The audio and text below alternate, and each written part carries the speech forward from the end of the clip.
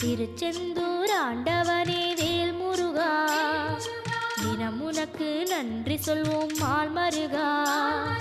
திருவடியில் தவம் இருப்போம் திருமுருகா, தீப்பெழுது நலமெனவே வடிவழகா.